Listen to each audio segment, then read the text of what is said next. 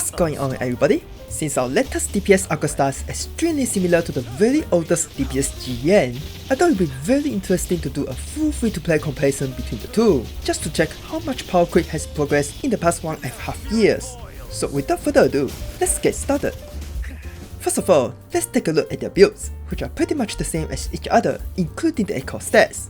The only difference is that Jiyan has an extra in crit damage, while Augusta gets 2 in heavy attack damage. So overall their builds should be about equally as strong. But do keep in mind that these builds are nowhere near their full potential, as farming Augusta's echo takes time.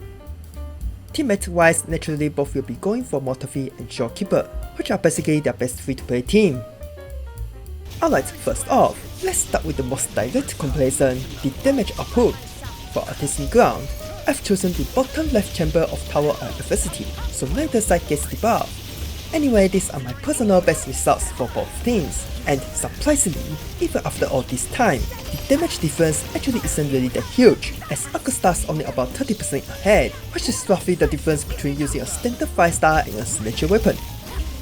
To confirm this, I actually went ahead and played Jiyan with signature, and it actually turned out to be right on par with Augusta without signature, proving that I was not wrong about the damage difference. But of course, that's only if you play Jiyan perfectly without any mistake, which honestly is far from easy at all. Now on the other hand, the gap actually becomes even wider in Whimpering Waves, reaching around 40% in both the Waves and scores, which is kinda expected for a few reasons. Not only she can freeze the clock without interfering with the enemy's spawning, but also she works way better with the best free-to-play token, the Captain's Seal. Not to mention her attacks are full of mini nukes, making it easy to start and finish the entire waves before they can even spread out. So yeah, even though Jiyan is already one of the better characters for this mode, he's still getting outclassed by Augusta. Okay, now moving on to the mechanics. This is where the Powercreep escalates even further, as Augusta's kit is such a massive upgrade over Jiyan. The best part of it is definitely her time stop, which is extremely valuable in any time limited challenge, namely the tower and the waste. In this footage I finished off 2 waves in the last second, massively boost her score just like that. Aside from her time stop ultimate, not only her attacks have much better AoE and excellent tracking, but also her attacks actually has a pretty decent grouping, making her super consistent and reliable in all kinds of situations, especially against nasty bosses like this mosquito. Part of the reason why she's doing well in the Whimpering Waves too. Now take a look at Jiyan. He has nothing of the sort at all.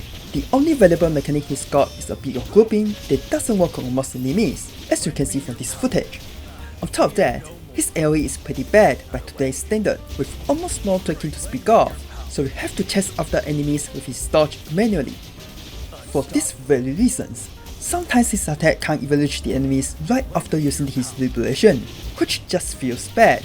So yeah, in terms of mechanics, Jiyan really feels like a caveman compared to Augusta. Finally, when it comes to how easy to play them well it goes without saying Augusta is way easier. All you need to do is cycle through your 3 characters one after another without doing any quick swap in between, and you'll be doing great. Nothing crazy, but for Jiyan, it takes a ton of micromanagement to play well, which demands a lot of skill and practice. Honestly, he's one of the hardest characters to play in this game, and if you don't have the skill required, you'll lose nearly half of his damage due to the long setup time. In this footage I managed to start out within 15 seconds, but just to let you know, it can easily take over 30 seconds if you are not experienced. By the way, this run is ruined because he can't group these balls, which is really unfortunate.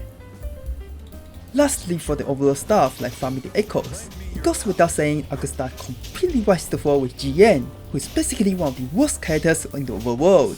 He basically deals no damage without using the liberation, struggling even against the weakest mobs. Meanwhile, Augusta's special attack is already more than enough to handle most enemies. Even against tougher cost 3 mobs, she's got 3 mini nukes on standby, ready to be used against them. That's why I'll say she's among the best characters for the overall content. So at the end of the day, Powercreep is definitely very noticeable in this game, especially when it comes to the mechanics. New units are getting easier and easier to play, while their attacks are getting more powerful features, such as insane AoE tracking, grouping, and even time stop.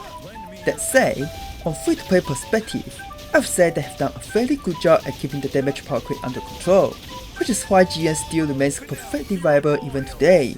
That's why Jiyan still remains one of my most favorite characters in this game, even though he's nowhere near the meta. So yeah, that's pretty much all I've got to say about Powercreep here. So if you enjoyed the video, don't forget to drop a like, hit subscribe, and leave a comment down below. Thanks for watching, and I'll be seeing you in the next one.